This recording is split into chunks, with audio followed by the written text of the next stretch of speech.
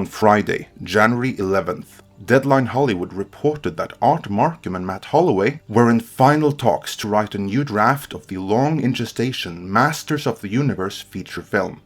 The movie is still being developed by Sony Pictures, which is somewhat surprising, seeing as the He-Man license reportedly lapsed and reverted to Mattel in late 2018. In this video, I will look into toy company Mattel's newly minted film studio, how Barbie will be the first movie developed by them, and which other properties might be next, before moving on to the current state of Sony's He-Man movie, and if and when it will ever be released. On September 6th of 2018, Mattel announced that they were launching their own film division, Mattel Films, and that they had hired producer Robbie Brenner to oversee it. Their reason for doing so was of course to take a more active role in ensuring that their properties also end up on the big screen. Over the course of the past decade, Mattel's rival toy company, Hasbro, has had great success with their Transformers movies. And they've also started their own film studio, which oversaw production of Bumblebee, while comic book publisher Marvel ended up on top of the world after starting up their own movie division, Marvel Studios. Mattel, on the other hand, has up until now been left in the dust, with both of their biggest properties, He-Man and the Masters of the Universe and Barbie, languishing in development hell over at Sony Pictures. We have previously covered just how deeply entrenched in development hell they were in earlier videos, so I won't repeat the details here, other than that things were so bad that at one point, however fleetingly, a Barbie versus He-Man movie was being considered. But movie rights like those have expiry dates, and unless both He-Man and the Barbie movie, alone or combined, were in production by a specified date in 2018 and scheduled for release no later than by the end of 2019, Sony would lose them. And in conjunction with Mattel setting up their own studio, it was reported by both Variety, Bloomberg and many others that the rights for both He-Man and Barbie had indeed reverted to Mattel. However, just like Hasbro doesn't have the infrastructure to actually make movies all on their own and therefore have to co-produce them with Paramount, and how prior to being bought out by Disney, even Marvel Studios were co-producing and releasing their movies with Paramount and Universal respectively, Mattel are also dependent on production and distribution partners to actually get their movies made. They wasted no time in finding such partners. On October 5th, just 1 month after announcing the formation of Mattel Films, The Hollywood Reporter broke the scoop that Warner were working with Mattel on bringing Barbie to the big screen, and that Margot Robbie was in talks to star. Then, on January 8th of 2019, it was formally announced that Margot Robbie had officially signed on to star as Barbie in the first collaboration between Mattel Films and Warner Brothers. The CEO of Mattel stated that, "We look forward to building on this collaboration with Warner as we tell the stories of our beloved brands. Mattel Films is on a path to demonstrate the enormous potential of our brand portfolio as we continue to execute on our strategy of transforming Mattel into an IP-driven, high-performing toy company. This implies that more collaborations between Warner and Mattel Films may follow, so outside of Barbie sequels, Hot Wheels, Monster High, and more Max Steel movies may also be forthcoming.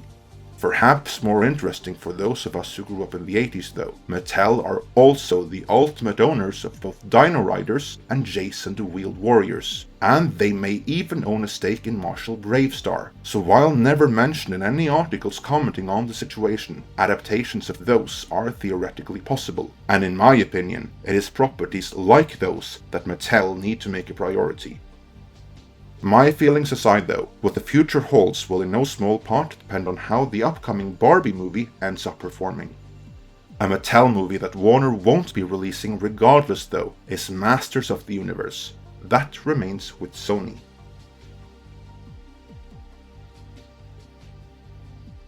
Sony acquired the Masters of the Universe license 10 years ago, back in 2009, and since then, they've spent double-digit millions on all the writers, producers, and directors that have come and gone for all the false starts, and they've had to pay yearly retention fees to Mattel the whole time.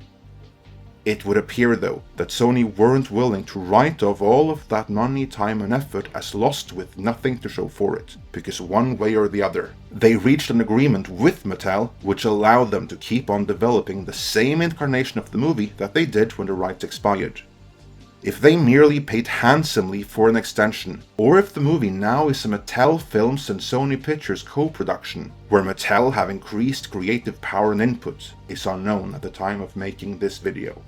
What we do know is that the movie is still on, and by all accounts closer to getting made than it ever has been before. To recap the most recent of the movie's production developments, David Goyer stepped down from directing in February of 2018, but he would still serve as executive producer, and his script would still form the basis for the movie. On April 19th of 2018, Variety broke the scoop that brothers Aaron and Adam Nee were the new directors of He-Man and the Masters of the Universe.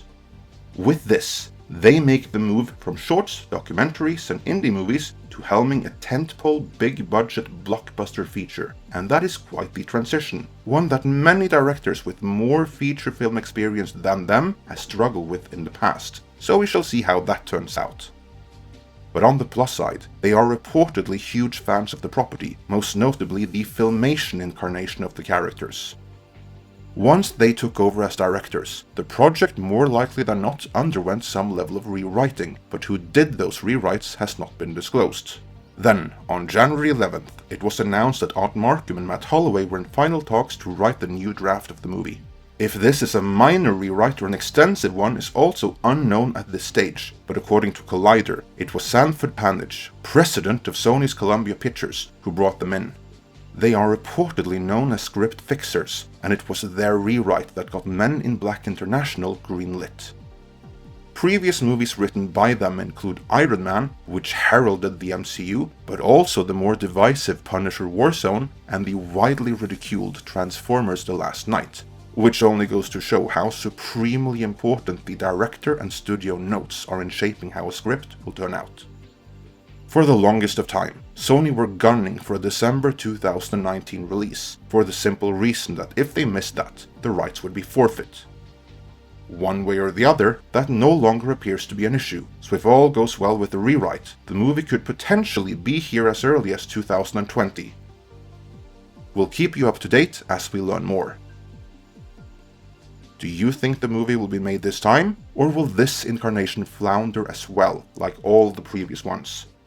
And which other Mattel properties would you like to see adapted to film? Let me know in the comments.